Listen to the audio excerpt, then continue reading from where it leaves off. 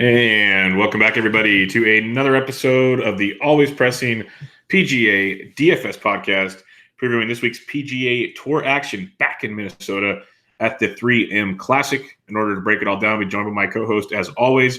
Find him on Twitter at DFS Golf Gods. Jesse, how we doing, man? Doing well, dude. How you doing? Doing well. For a Monday, not too bad. Not too bad. Had a busy weekend at a wedding and golf and everything else, but not too bad. Not too bad. Yeah. I didn't get to catch much of the golf because I was there. I was checking the PGA Tour app, which is better than the U.S. Open app and those other apps. But it was interesting to see that leaderboard. Do you have any thoughts on Nate Lashley? It's a great story, really, really great story. He comes through Monday qualify, second Monday qualifier this year to win, Jesse. He didn't Monday qualify. Yeah, he did, and then he got in as an alternate. That is correct. He tried to Monday qualify, didn't get in. Yeah, and then was the last alternate to get in. Wasn't even on fucking DraftKings. He wasn't even couldn't on even play books. him. Most sports books didn't have him. Saw a lot of people, kicking themselves like they would have actually bet Nate Lashley. Exactly. Yep, I would have bet him. Yeah. And so anyways, just a wild story. I heard a buddy texted me and said that like his girlfriend and like some of his family members had died. His parents and his girlfriend both died after one of his college tournaments in the mid like first decade of the year, like mid 2000s. Damn, I mean that's just wild, and he's just been grinding ever since. Let me find. Keep going. We'll find a tweet for you. Yeah, I mean he's just been grinding ever since. He's just one of those guys, kind of like Adam Long earlier this year, Corey Connors. There's been a bunch this year. It's been a wild year of. Maybe it's just the new schedule and the big guys are just adjusting to it or whatever. But it's been crazy to see some of these guys Monday qualifier just get in and then go win it. I mean, he shot 63, 67, 63, 70, won by 6 shots. Pretty crazy. Yeah, pretty darn impressive. Will Gray of the Golf Channel, I believe, if I get it correctly, he put out a tweet right after Nate won yesterday. I remember seeing this. So he lost both his parents and his girlfriend in a 2004 plane crash. He quit golf and briefly flipped houses in 2012. He played on the Latino America Tour in 2015. He became a 34-year-old PGA Tour rookie in 2017. He failed Monday qualifier this week, but got in anyways. He was 132nd in points, and now he's into the next 3 majors and exempt through 2021. So it's wild. Like you said, it's wild what's going on in the golf world. But I think it's what kind of makes it fun, as we were kind of chatting before this, is the leaderboard. It still had a few of the big names. Hideki played great. Pat Reed was back up there. But lets a lot of these other guys that really get it going and has fun. Like we saw Sepp Straka was back up there again, a guy that we've been on quite a bit. There's a lot of guys on Doc Redman, his second PGA Tour event. He finished really high. But like Sanjay was there. A lot of guys we like usually as values, and Sabs was up there again.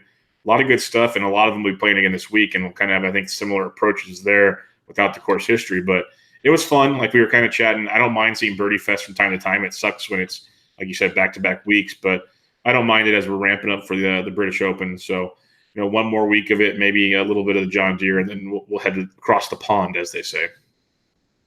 Oh, yeah. Yep. And we got 2 weeks to the Open Championship. So last major of the year, then it's all downhill straight into the glorious FedEx Cup playoffs. So shit's winding down quick, dude. Yeah, it's winding down real quick, but then they just released the fall schedule. It got me excited because we'll have golf year-round yet again. Oh, yeah. I mean, we're not we're going to stop. But yeah, but it's good the time. shitty part about the fall schedule is, like, you don't really have anything to look forward to. Like, this time of year, we're looking forward to majors. In the fall schedule, there's really nothing. But playing football. Yeah, they added a few tournaments back. I remember we talked about, but we'll have to, I think, they go back to Dallas and a few others. But, overall, it'll be interesting. Play a lot of events just like this one in the week prior. That's what you're going to get. Lots of those. So let's get into it. The 3M Classic at TPC Twin Cities. There's really no past course of history unless you want to talk a little Senior Open or Senior Tour action. Yeah, No, I don't think. Okay, good. Just wanted to check. Didn't know if you want to throw any of those nuggets out there. But all right, the course preview: TPC Twin Cities in Blaine, Minnesota, just a very short drive away from Minneapolis, Minnesota. It was originally an Arnold Palmer design, about 7,100 yards. It was lengthened by Tom Lehman and companies after the 2018 Senior Tour event. It is now a par 71, 7,468 yards. But really all they did was move some, tee box is back, it's still relatively easy when it comes to scoring out in this place. The big thing you have to watch for, there's tons and tons of water on this course. Over half the holes have water in play. There's 27 total water hazards around greens and everything. So if your approach is off, you're in trouble. If you're accurate off the tee, you're fine, because the fairways, they narrowed them a bit on the renovation, but still much wider than course average. The trees are well off the fairway. The rough can get thick at times. It's going to be tough to mow things. It's supposed to rain all week, and even Thursday and Friday, small chances there. But all in all, if you're accurate off the tee, there are a bunch of bunkers like we saw a lot last week, 74 total on the course, some in the fairway, some around the green. So, again, I keep saying it, similar to last week, be very accurate off the tee. You'll have good chances of scoring. That's like everything you read from the senior tour players. It was very, very gettable. I was telling Jesse prior to this, the guys that are running the golf course in the tournament, they want it to be a birdie fest. They're trying to make it a birdie fest, so look for a birdie fest. Anything can happen, but that's the look of it. The green sizes are average size greens, so they should be fine with that. It's bent grass, pretty much purely, completely 100% bent grass. They try to keep everything out of it. Be about 12 and a half on the stem, because they don't want it to be too fast, because there aren't a ton of trees, so it can be windy and ruin things. So they don't want the greens to be super fast and have tons of roll off. A few other things. There's 3 par 5s that are all gettable, so that's something to keep in mind. There are 11 par 4s. 6 of those are below 430 yards, so very short par 4s. And then the 3 par 3s, or 4 par 3s, but 3 of them are over 200 yards, so that could be a little tricky. But all in all, very, very scoreable golf course. You were saying we saw the senior tour saw a bunch of scores in the 60s. It was like the first or second easiest tour or tour stop on the senior tour in recent years. So we should see a lot of scoring this week. DK scoring once again will be very, very vital. That being said, Jesse, what key stats are you looking for? I mean, a lot of the same stuff. I actually pulled the same model on Fantasy Golf National that I had last week, because it did decently well. Opportunities gained, proximity, ball striking, birdie or better. DraftKings points is what I'm waiting over there. And then similar stuff on Fantasy Labs. Just got to get guys. It ended up being more of guys who hit it in the fairway last week. How long was that course last week, though? It was playing. It wasn't playing as long, was it? No, it was. I got it right here from last week. It was like 4,200 or something like that. It wasn't this 72, long. You mean? 72. Sorry. Yeah, 72. Okay. Not 42. 72. Yeah. So, I mean, this is a little bit longer. But at the same time, last week, I mean, if you look at that over that leaderboard, you don't see many bombers. Obviously, we don't know again exactly how this golf course is going to play. It's the shitty part about these new venues, zero course history, really zero idea of what it looks like and how it's going to play. But assuming that it is similar to last week, I'm just going to go with guys who have been scoring lately, guys who have been close and given themselves chances to rack up those points that we need. Yeah, I'm with you there. Before we get into the DraftKings scoring, talk about FanShare Sports, guys coming in good form over the last 6 tour events. Again, if you want to try FanShare Sports out, use promo code ALWAYSPRESS, all one word, for 20% off your package of your choice. Brooks Koepka leading the way. Rory Sabatini just behind him. Hideki Streelman is 4th right now. Tringali's up there. Piercy, Nate Lashley, of course, coming off the W. Jason Day and Joaquin Niemann coming off another really, really good performance. Now, if you go last 6 events on courses that are par 71s and over 7,400 yards, a couple guys that stand out. Jason Day scores really well. Patrick Reed as well. Bryson DeChambeau loves these tracks. Tony Finau, Pat Perez, a couple other ones. Brooks Koepka, because I didn't want to name all the guys at just one event there. If you look at the we're on bent grass, aren't we, Jesse? Correct.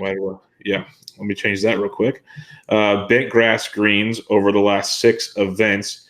You got guys like Bryson DeChambeau, averaging almost 92 DraftKings points on these. Brooks loves them. Hideki, Anders Albertson, Joaquin Niemann's playing really well. Sam Ryder, Keegan Bradley, Finau, Nick Watney, another one that stands out there. One thing you're seeing is a lot of the big boys play well on these tracks. And then just for fun, since we don't have past event history or anything, I was thinking about courses with a lot of water in them. So I thought the Honda Classic, because that's where all of a sudden doubles and triples just pop up because they find water.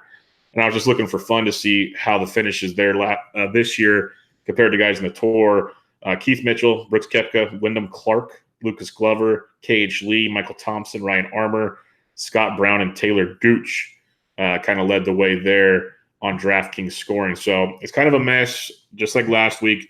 Like you said, I'm going to kind of go with the same idea of last week. I'm going to try to narrow the pool down. I just want my ball strikers that are going to, be accurate off the tee and have chances to score. So that's what I'll be rolling with this week. All right, let's get into the DK scoring, Jesse. Lots of fun here. You got 5 guys over 10K. Brooks at 11.9, Matsuyama at 11.1, Jason Day at 10.9, Bryson 10.5, and Patty Reed's up to $10,000. What are you liking up here in this range? Dude, how weird has it been though? Like, if you pretty much avoid this range over, it feels like all year, then you're doing well. Just wanted to kind of get that out there. But Hideki is number 1. So I ran my model over the last 12 rounds. He's number 1 in everything except for strokes gained, ball striking, and he is second in that. I feel like Hideki is on the way to being there. He did finish. What did he finish last week? He finished, tied 13th. 68, 67, 68, 70. So, I mean, he's like the guy that I would lean towards up here. Patrick Reed's playing well, though, too. I feel like you're more of the Taco Tits whisperer than I am. Bryson's going to be popular. Day will not be popular. I think he's a good GPP, pivot play.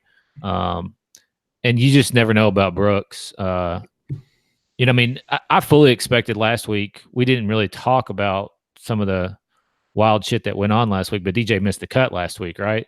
Yep. And the cut helped the ownership out a ton. He was 30-something% owned at $12,000. That's just crazy to me. It really is. He had it going for a little bit, but he shot 71, finished 2 under, and it was like, the cut was 5 under last week, which is just absolutely insane. But even Smiley Kaufman made the cut. Let's go ahead and throw that out there.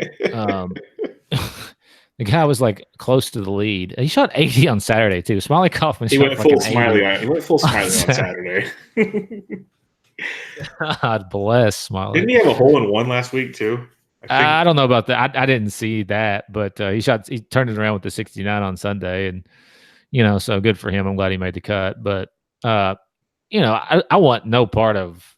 I don't know. It's not like I don't want no part of Brooks, but paying up that much and just the way things are going this year with this new schedule, I just feel like this would be a place for Brooks to mail it in. I could be completely wrong about that. Obviously, I was completely wrong about Brent Snedeker last week. I thought that was a terrible price on him, and he finished T5 or something. Something like that. So, but I mean, Brooks outside of majors in his last 2 starts, 57th and 50th. He did finish 4th at the Byron Nelson Championship, but I mean, other than the majors this year, like he's literally like, it's just like he doesn't give a fuck, which I don't blame him. I mean, like, I don't know if he's just making appearances. I don't know. But anyways, long story short, Hideki for me, Patrick Reed, Jason Day, GPP. Yeah, I'm with you 100% on Hideki. I actually was on him last week, and longtime listeners of the show know I'm very sporadically on Hideki at Matsuyama. But for me, it comes down to like when it's tournaments where we don't know the courses like these, I like Hideki because I know he's a cut maker that will put birdies on the board. He's one of the most accurate ball strikers we've seen on tour in a long, long time. And he's shown it over his last 3 events: a 6th, a T21, T13, even a T16 prior to that. He's been so good, and the birdies been flowing in of late. 18 birdies last week, 19 and 23 in the previous 3 events. Like you said, his ball striking is just outstanding right now. So I really do like Hideki. It's hard to pay up, like you were talking about. Like Brooks could beat anybody at any time. But he has that complete, like, I'm just here for, it's like the old Marshawn Lynch. This is practice. Like, I'm just here for practice. That's it. I'm just here so I don't get fined. Yeah, I'm just here so I don't get fined. Like, he just doesn't care. Brooks is like, got to come here. We got to come here once every 4 years. Like, this is what I'm doing. Don't just mind me. But, if he wins if we talk on Monday, won Sunday by like 12 strokes, I must be surprised because that's what he do. No, but that's what we said last week about DJ, and he didn't make the cut. but that's why I don't play these guys up here, because they have to. Even if Brooks finishes like 10th, that's a great week. Not for DraftKings though. It's not a great week. Unless he just makes a shit ton of birdies and a bunch of bogeys. I'm with you like 4 times. But yeah. But Matsuyama, and then I do like Pat Reed. The price tag sucks, but at the same time, it's what I say like every week with Pat Reed. No one wants to pay for Pat Reed. No one. His ownership is Yeah. always sub 10%. Most of the time, it's around 6 or 7%. Like, it is low. And all the dude does is make cuts. And, T5 last week, he had 30 and 32nd the previous 2 weeks. He doesn't always light the world on fire, but in a GPP, he's got tremendous upside. And for making cuts, he's even cash relevant to me. I think there's a lot to like with Pat Reed at 10,000. He's coming into form. He loves these kind of courses where he can kind of go at it. 'Cause he's also got a really good short game. Like when it comes to chipping up and saving pars or, laying up and then getting a little wedge in, he's really, really good at that kind of stuff. So Reed at 10,000, I like quite a bit if you're coming up. But we're going to get to some guys coming up here. I don't think you need to go in this range if you don't want to. I think we saw last week, I remember who tweeted it out. I think like the 3 most optimal lineups last week left anywhere from 8 to 10K on the table. So I'm not saying that's what we're going to say you do, but you don't have to pay up. $9,000. You got Sabatini at 95, Neiman at 93, Finau at 92, Hovland at 91, Sanjay at 9,000. A, it's an interesting pricing because there's no one from 96 to 99. B, it's only like 5 guys, which is rare. Yeah. But who you liking here, Jesse? I mean, I've got them all checked off here. Sabs is just playing really well. T3 last week.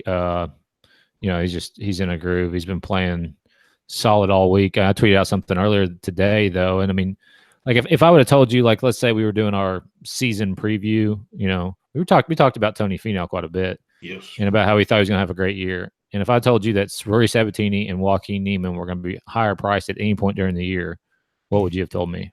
I would call you full of shit. Yeah, yeah.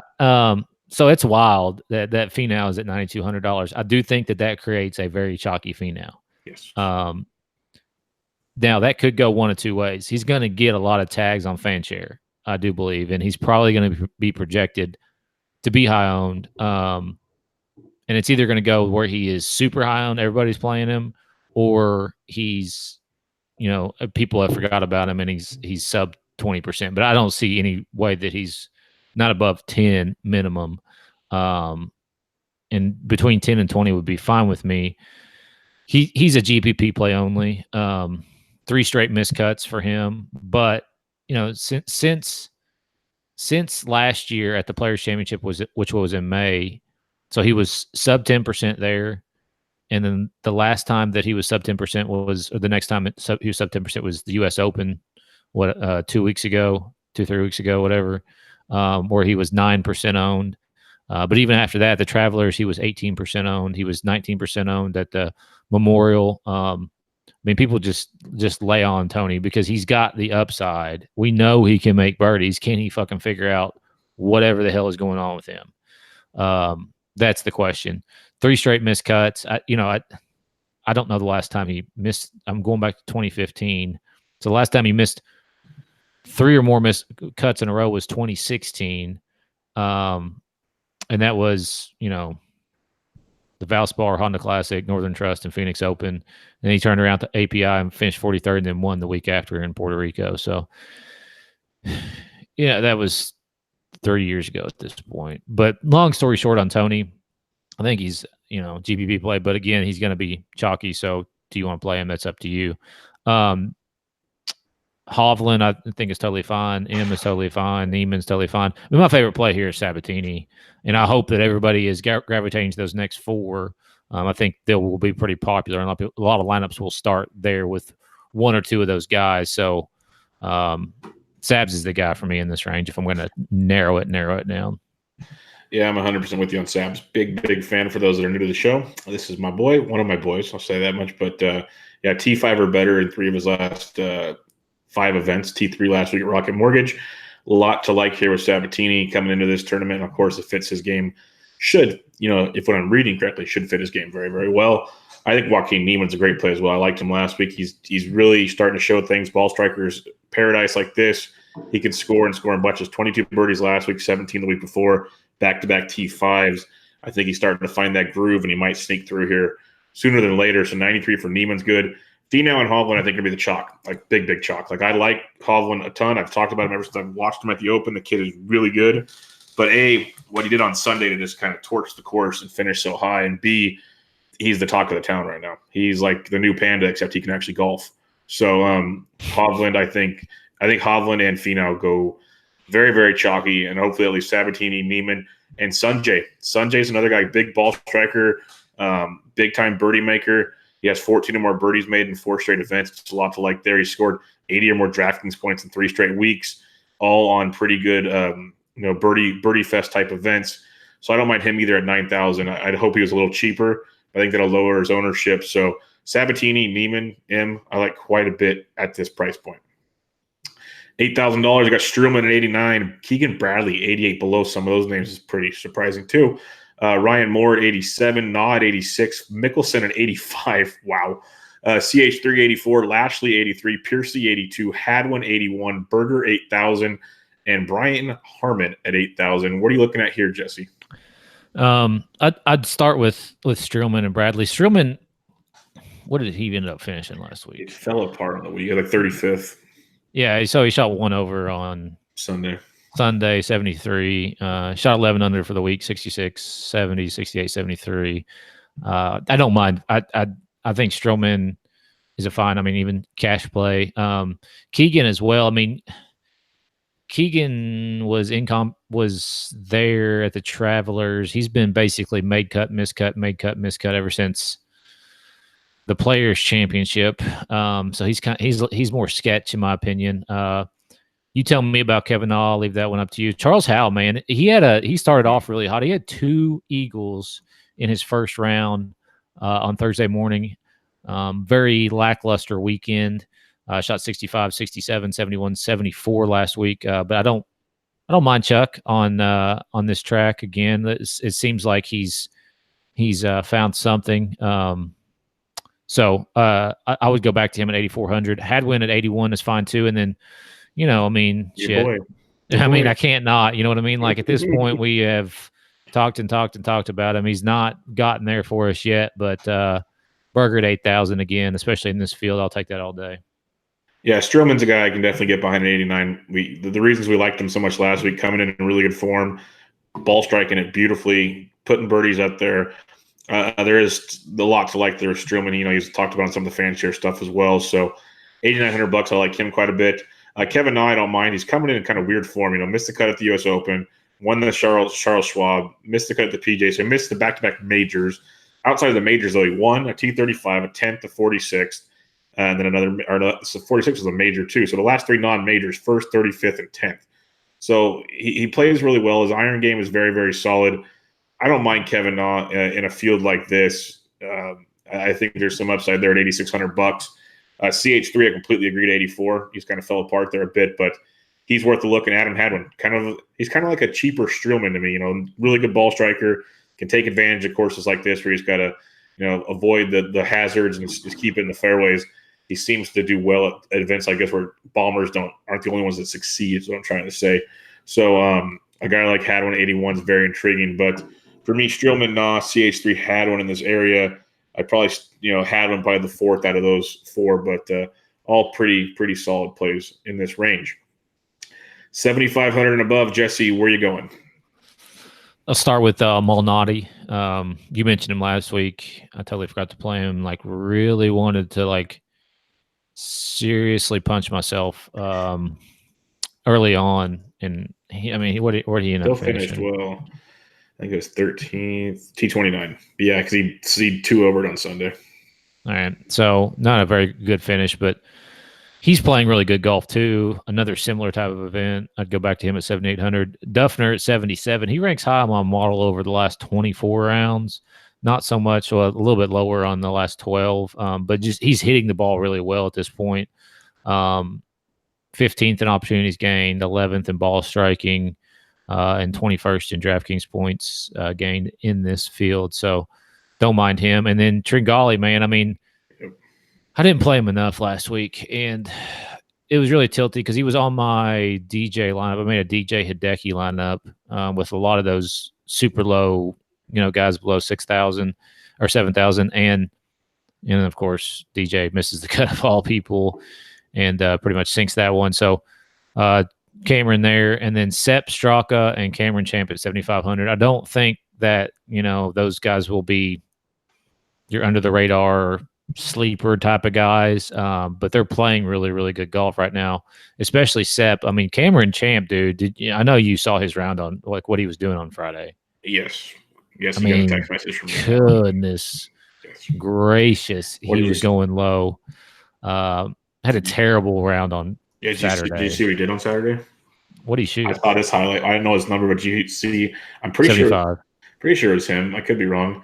He kind of flew a grandstand. Oh, did he? Oh, did he really? That's what I Is that's that what I is that saw what the no laying up was tweeting about, they or were somebody? tweeting about that. And at one of the bars I was at after the wedding, they had the PGA or Golf Channel on, and I saw that I looked like him from a distance. I'm like, holy Yeah, shit! no, yeah. So the 14th, he's 256 out and hits it 331 yards, which left him 75 back into the hole. That's But of pretty course, it impressive. was over top of a grandstand.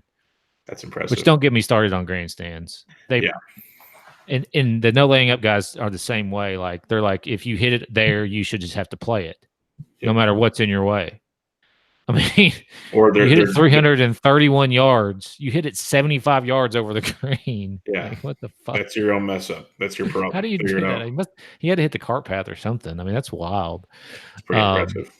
but yeah, Champ and Straka there. Like I said, I don't think they'll be like low owned guys, but Yeah, not at all.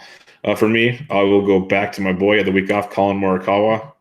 Really good ball striker. Saw T36 the champion Travelers, T14 at RBC, and a T35 at the U.S. Open. I like him at 7,900. I think you're getting a good discount there for a guy that's playing really, really good golf. JJ Spawn's actually played really, really well of late. I can't figure him out. T13 last week, T30, T44 prior to that. He's staying out of trouble for the most part, but I can't wrap my finger around him. There's 78 could be an interesting one for you. I'd rather go to Malnati at 78 though. That's a guy I do like. Tringali, you mentioned him at 77. I'm on that one. And then Danny Lee. Talk about a guy that trunk slammed for everybody. Finished T21, but he was a roller coaster ride. He was up, down, up, down. But man, still a good finish. But what could have been, I don't mind him again at $7,600. He's worth the play. And then the last guy I have here is Sepp Straka. This is a guy that I've been talking about each week. We've been talking about each week. The dude's game is legit. T11 last week. He is a birdie machine. It's just a matter of staying out of trouble for him because he can hit the ball a long ways and he's pretty darn accurate. So a guy like Sepp at 75, I agree. He's probably not going to go as low owned as I would like, but I'm a big fan of him. So Sepp and Danny Lee down there with Malnati and Morikawa, some good plays I like at 7,500 and above. If you go below 75, I'll give a few real quick. Mackenzie Hughes was a big part of my limited success last week. T21, he's made 4 straight cuts. The T8 and T14 mixed in there as well, coming in really good form at $7,400. So I like him. If you want just a cut maker with some upside, Sam Burns at 73, coming in with back-to-back made cuts at the Mortgage and Travelers. A guy that I liked, I got a really low ownership last week, and I was pretty happy with this. He's quietly coming back into form. And we're not in Napa yet, but Brennan Steele's playing some really good golf. He did finish T51 last week because he kind of didn't do a ton over the weekend, but T21 the week prior, T41 prior to that, slowly putting it together. So Steele at 72, I think, is a value at that price point. Nick Taylor at 72 is another guy I like. And then like Wyndham Clark, Max Homa, I think is a great 7K play. I was on him last week. I think he really fits these courses as well. The only other time he played, I didn't mention his name because he only had one tournament out of the 6. It was the tournament he won this year was a par 71 around 7,400 yards. Not that correlates perfectly, but he plays well on these types of courses and these distances and whatnot. So 7K for Max Homa is a guy I can get behind as well. So a lot of thoughts there, but I'll let you do the heavy digging. Jesse, what do you like at 7,400 and below? a lot of the guys you mentioned already. I'll throw Bud Colley out there as well. He was not good at the Travelers, but turned it around last week. And where did he finish last week? Bud Colley. This is so much easier whenever Fantasy T59. Labs has my stats loaded up. Yeah, I mean, he played better early on and I guess kind of fell apart over the weekend or whatever. I think going back to Wolf is okay too. I mean, he missed the cut last week, didn't he? Yeah. Again, it's just not easy without Fantasy Labs having everything loaded up here. So Wolf, $7,300. I think the upside's there to get paid off that $7,300 and mean, he made a run. He had a really bad opening round and made a run on Friday and just had a couple bad holes. So don't mind him. Max Homa, yes. Wes Roach, dude finished T3. Yeah, he was top five for T3, 67, 68, 67, 68. Played really well. Could be another guy who has another solid week coming up here. If you like putters, you might want to look at Troy Merritt. He's been playing better, so I don't mind him either. And other than that, man, I mean, this is one of those range where we're like usually looking at $7,000 or $6,000 guys, and we're above 7K, so it's kind of sketch. But here we are. What do you think the Doc Redman ownership is this week? I mean, I wouldn't play him. Yeah, I'm not playing him either. People can go back to that well if they like, but I'm not there. 7,200. 72. Let me look at. Coming in hot. He's played in 2 tournaments. He's like, I think 19th and second last week? 18th at the Wells Fargo, second last week at the Rocket Mortgage, miscut Wyndham, but that was in 2018. I guess he's been playing a lot on the web.com.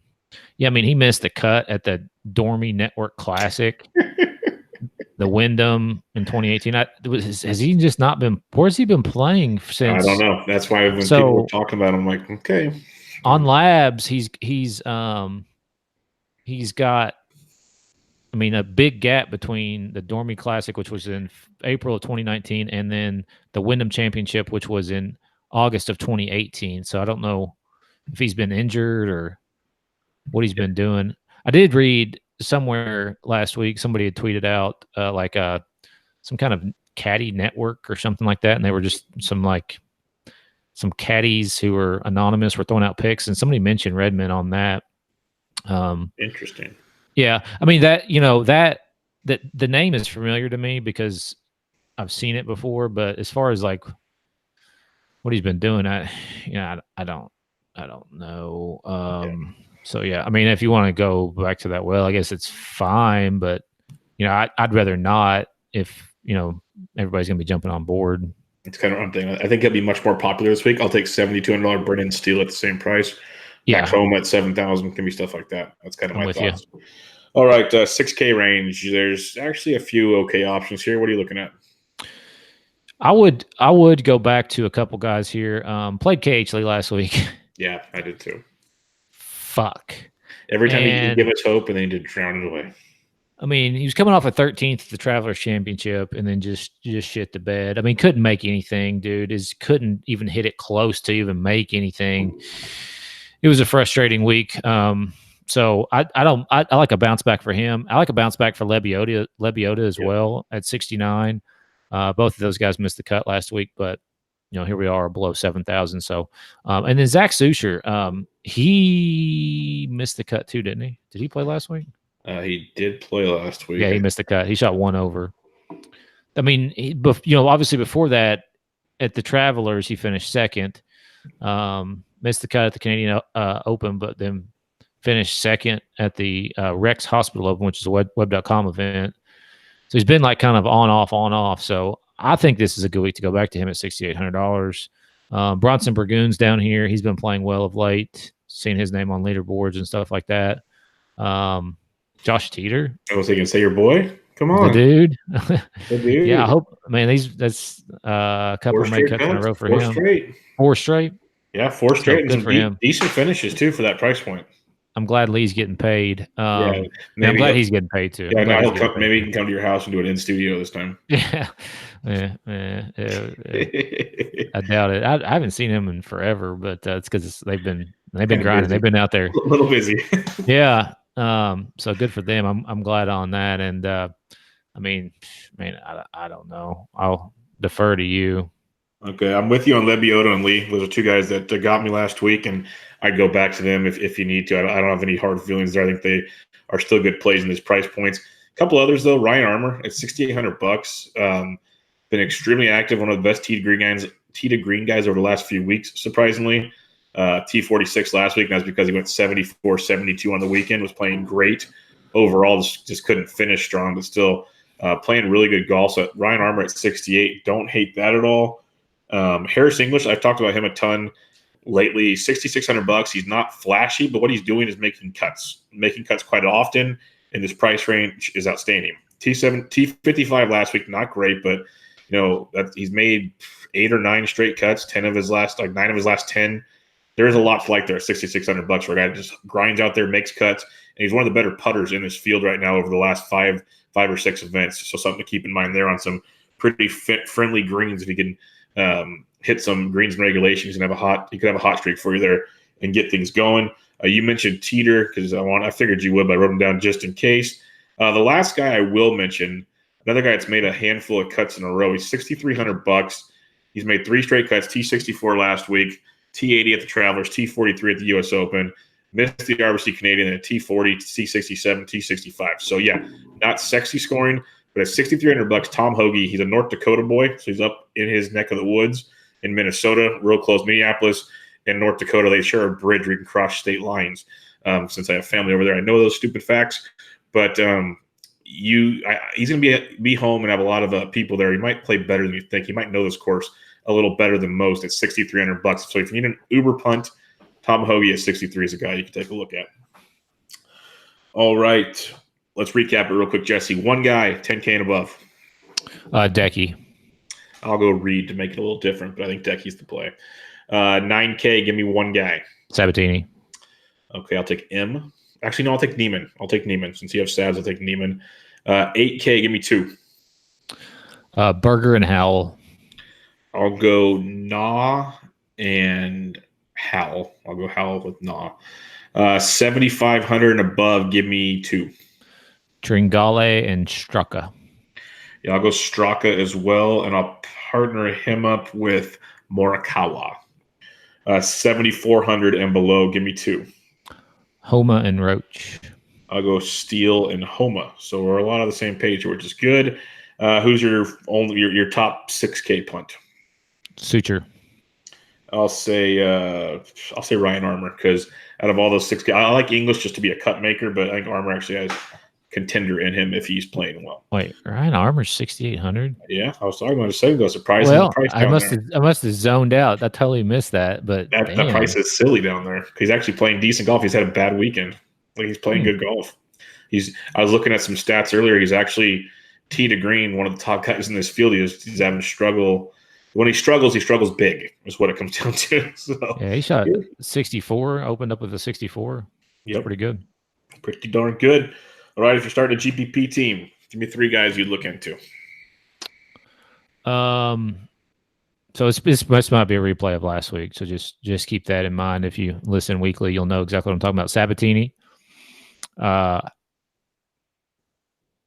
Berger, and Howell. I'll be going Reed, M, and Nah. Cash, give me 3 guys. Sabatini. No, I think Sabatini, Streelman. I don't know exactly what that leaves you, but then I think a guy like Hadwin, like you mentioned before, is cash viable. Yeah, I can get behind that. I got Sabs, CH3, and Steele as a kind of a punt at 72 just to make the cut and move along. All right, Jesse, the fun time where we like to make predictions that don't come true. Who are your picks to win? Because this is a weird. What you got on Sabatini? 25-1. 33. That's just fucking gross. Yep. What about Tringale? What do you got on Tringale? Tringale, we've got. I get to scroll for a bit. This is fun now. 90-1. Yeah, I would bite on maybe a little bit of that. Those would be my 2. Yeah, Neiman's 28, M is 40, but Straka's 125. Straka's going to win here one of these days on one of these weird fields like this. It's happening. I'm with you, dude. He's got a good game. 125 is pretty long. Just play him T20 until his number corrects. Like you still get good odds on that. The guy's good. He's really good. Like, you're going to make some money on that. I'll tell you that much. I'm no expert at this. We do the kind of picks to win for fun, but yeah, I think you can make some money on Straka as they keep those prices down like that. All right, any final thoughts this week as we wrap up the 3M Open preview? I don't have much, man. It's just another one of those weeks where no course history, don't really know exactly how the course is going to play. So I tread lightly. We do have the John Deere next week, plenty of course history, and we know that course will play. So Birdie Fest. Yeah, plenty of course history there before we go across the pond to Ireland, where there's no course history again. So we'll get to enjoy all that. But with all that being said, follow Jesse on Twitter at DFS Golf Gods. I'm at BD and Trick. If you give a rating and review on iTunes, we'd much, much appreciate it. The podcast is at Always Press DFS. You can get it on all your listening platforms and YouTube for the time being. Until next week, this was the Always Pressing PGA DFS preview of the 3M Open. Catch you guys later.